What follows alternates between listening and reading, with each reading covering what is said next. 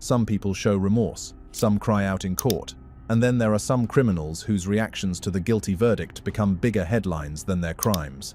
Here's a list of unalivers and their crazy reactions to getting life sentences. Ali Abulaban.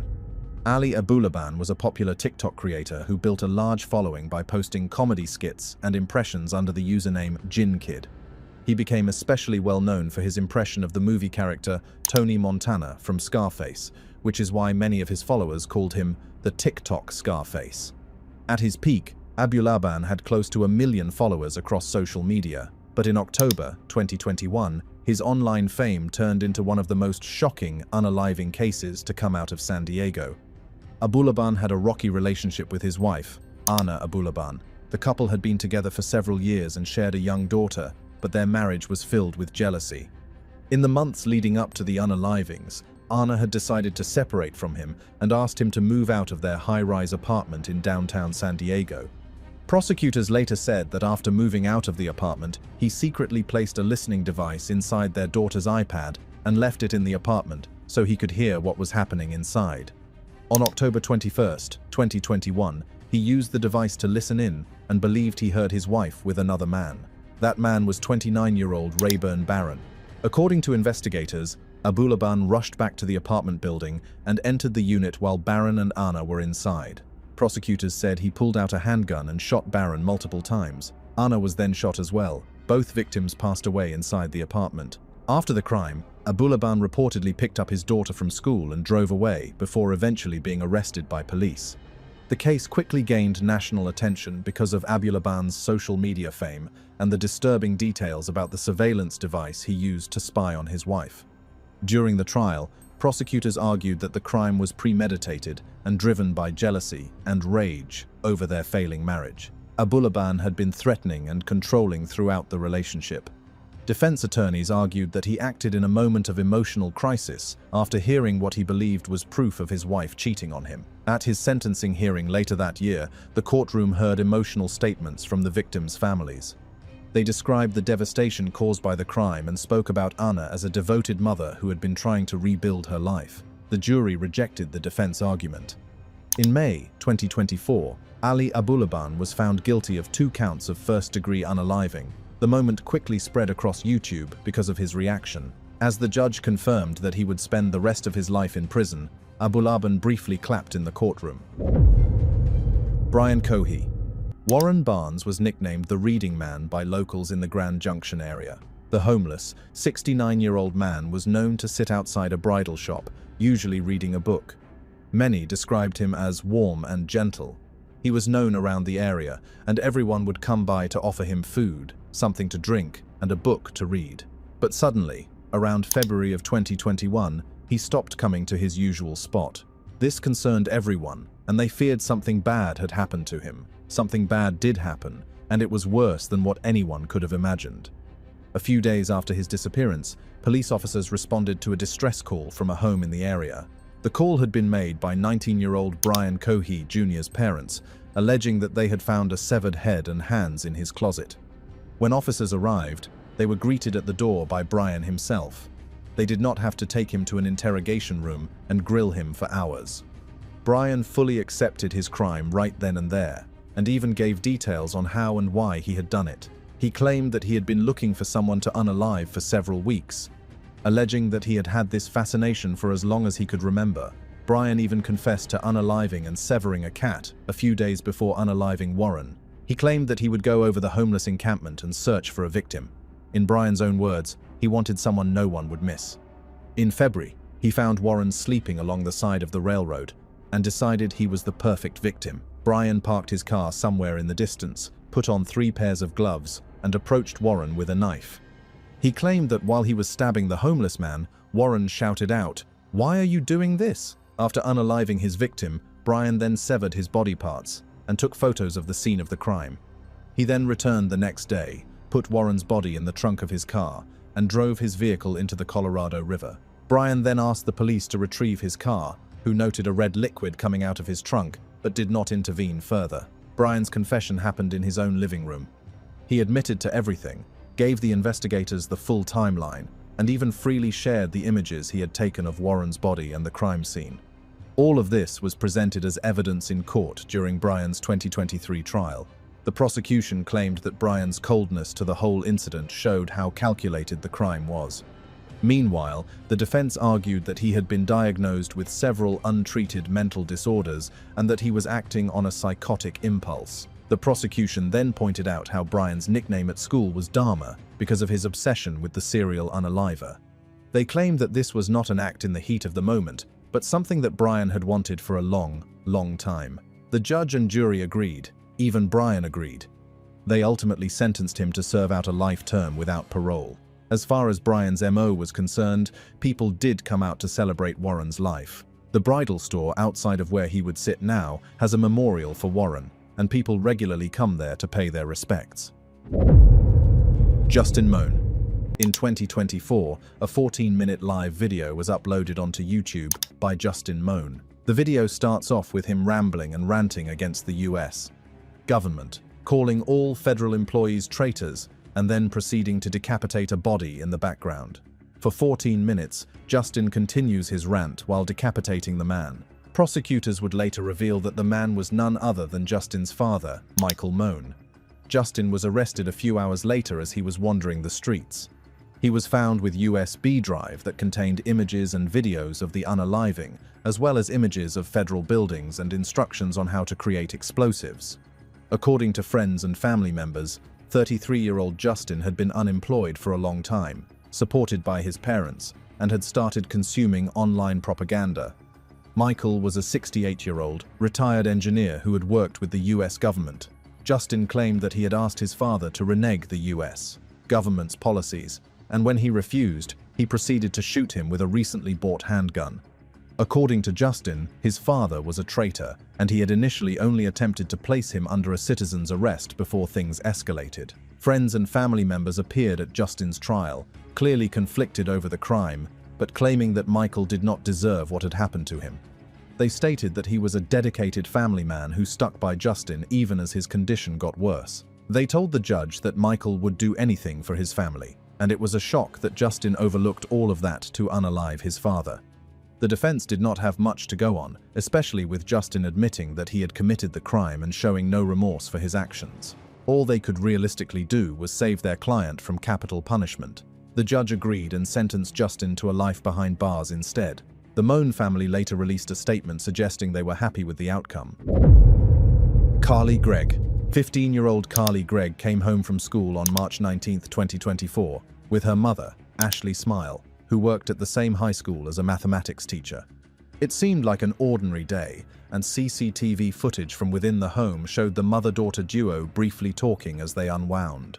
Just moments later, Carly was seen entering her parents' bedroom, while Ashley worked in the other room. She came out of the room, hiding something behind her back, and then approached her mother. Moments later, gunshots could be heard from the room, with Ashley screaming at her daughter to stop. Carly then emerged from the room, concealing something against her back again, and then headed to the kitchen. There, using her mother's cell phone, she texted her stepfather, asking him to come home quickly. Carly then used her own phone to text her friend, informing her that they had to escape soon.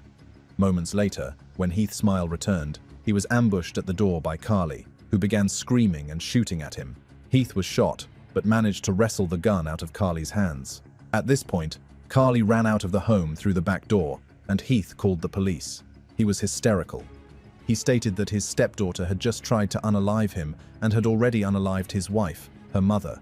Carly ran away with the friend, but was caught just a few hours later. Kids at school claimed that Carly was a loner and that her actions had gotten increasingly suspicious, especially with her fascination with serial unalivers and experimenting with substances. They claimed that Ashley repeatedly tried to intervene and offered her daughter help, but Carly was defiant. Carly's defense to the entire crime was that she had undiagnosed mental disorders and was not in her right state of mind at the time of the unaliving. However, when the prosecution reviewed the CCTV footage, they could see Carly carefully thinking out her steps as she planned on unaliving Ashley. They also claimed that Carly wanted to finish the job when she pretended to be Ashley and texted Heath to come home. This was not the act of someone who had a temporary lapse in judgment. This was premeditated by a 15-year-old who wanted to know the feeling of unaliving someone. Even though Carly wept in court and read out a statement suggesting she held remorse for what had happened that day, the jury saw right through it. They believed that it was too late, and sentenced Carly to a life behind bars. Jose Ibarra. The Laken Riley Act was the first bill signed by Donald Trump during his second term. It memorialized the 22-year-old nursing student, Laken Riley, who was unalived in 2024 by a 26-year-old illegal immigrant, Jose Ibarra. Laken had left her dorm room earlier that day to go on a jog. She had texted her mother that morning, and the smartwatch retrieved from her body showed that she had a pulse up until 9:30. Her phone records later showed that around 9:25, she also tried to place a 911 call. When police officers responded to the scene, after multiple reports that Laken was missing, they found her unalived, with a blunt object striking her face multiple times. The coroner ruled that she had been attacked at least 7 to 10 times by an object before being strangled. The case created a national frenzy, with police later tracing the crime back to Jose. According to reports, Jose was a Venezuelan man who had entered the United States illegally through the US and Mexico border in 2023. Despite that, he was allowed into the country, where he lived temporarily with his brother in Georgia. This was not Jose's first criminal act. He had been arrested for minor violations in different states throughout his time in the US. Investigators believe that he attacked Laken at random that day, hoping to find a victim to harm. It was only after the 22-year-old started resisting that he panicked and unalived her. The prosecution pushed for the maximum sentence, and the defense did not have much of a case to stand on either.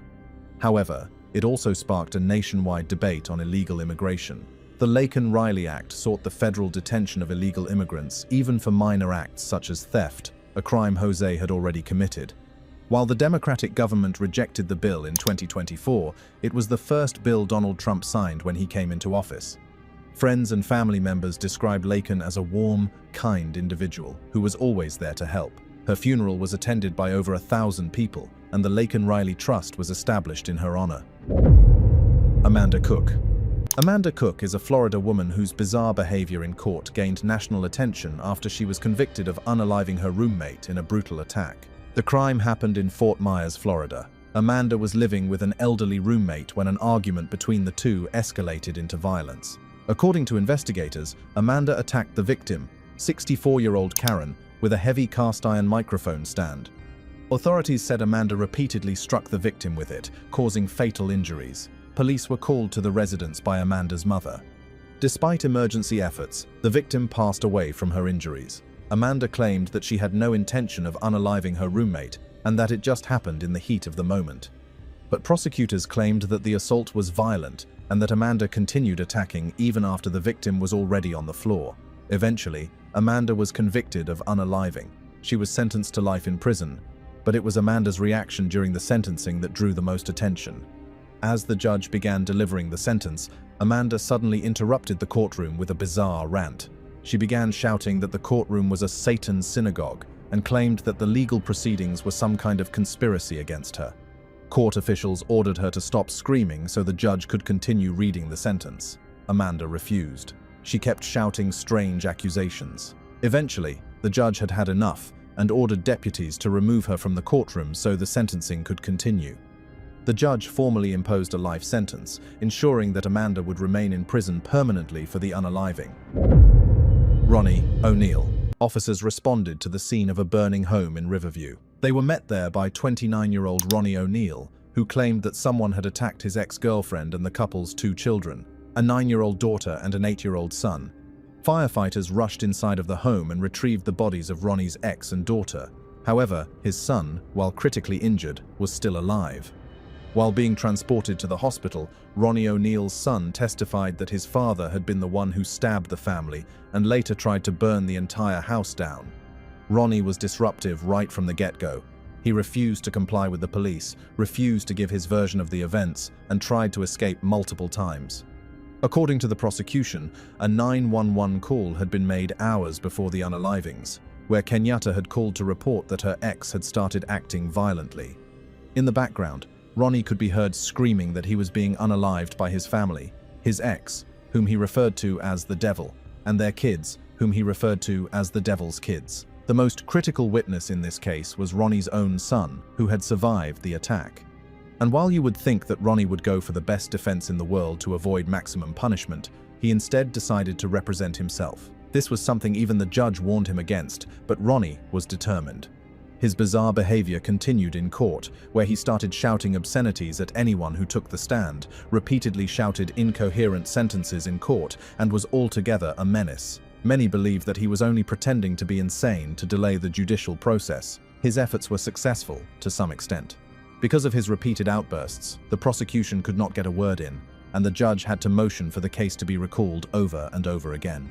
This continued for a long time, until Ronnie's son took the stand. He recounted the events of the day. Even then, Ronnie approached his son, asking him what had happened. His son told the court that he had stabbed him. Later, Ronnie tried to discredit his son, claiming that he was a liar and that he did not see him unaliving anyone that day. It was a bizarre case that went viral all over social media because of Ronnie's antics. But ultimately, the judge came to a decision. Ronnie was sentenced to a life behind bars for the unaliving of his ex and daughter and the attempted unaliving of his son. Markeith Lloyd. Markeith Lloyd unalived his pregnant ex-girlfriend and later unalived a police officer while on the run from the first crime. The first crime happened on December 13, 2016, in Orange County, Florida. The victim was 24-year-old Sade Dixon, Lloyd's former girlfriend. Dixon was 3 months pregnant at the time and already had 2 young children. According to investigators, Lloyd went to her home late that night and knocked on the door. Witnesses reported hearing around 10 gunshots. Dixon was struck 8 times and passed away from her injuries. During the attack, Dixon's brother tried to intervene and stop Lloyd. Lloyd also shot him, leaving him seriously injured, although he survived. After the shooting, Lloyd fled the scene. For nearly a month, authorities searched for him across the Orlando area. On January 9, 2017, Lloyd walked into a Walmart. A woman recognized him from the news. She immediately alerted Police Lieutenant Deborah Clayton, who happened to be nearby. Lieutenant Clayton went into the store and confronted Lloyd, ordering him to get on the ground, but he ran out of the store. As Clayton pursued him, Lloyd pulled out a gun and opened fire. Prosecutors later said Lloyd walked over to her while she was lying on the pavement and fired the fatal shot into her neck. On January 17, 2017, police finally located Lloyd, hiding in an abandoned house in Orlando. Officers surrounded the building and ordered him to surrender. Lloyd eventually crawled out and was taken into custody. Lloyd was later charged with numerous crimes, including 2 counts of first-degree unaliving, attempted unaliving, and carjacking. He was already sentenced to life in prison for the crime against Sade Dixon and their unborn child. In a separate trial for the crime against Lieutenant Deborah Clayton, a jury found him guilty of first-degree unaliving. In 2022, a judge sentenced Markeith Lloyd to capital punishment. Sarah Boone. Sarah Boone is the Florida woman who was convicted of unaliving her boyfriend, Jorge Torres Jr., in a case that became widely known as the suitcase crime. Sarah and Jorge were living together at the time. According to Sarah, the two had spent the evening drinking wine inside their apartment. She later told investigators that they had been playing a drunken game of hide-and-seek and joking around. She claimed that during the game, Jorge climbed inside a suitcase and she zipped it closed as part of a joke. Sarah told police that she thought Jorge could easily get out of the suitcase on his own. She said she then went upstairs to bed and accidentally fell asleep. The next morning, she claimed she woke up and found Jorge unresponsive inside the suitcase. She called 911 and told dispatchers that her boyfriend had passed away. But when detectives examined Sarah's phone, they found 2 videos that had been recorded the night before Torres passed away.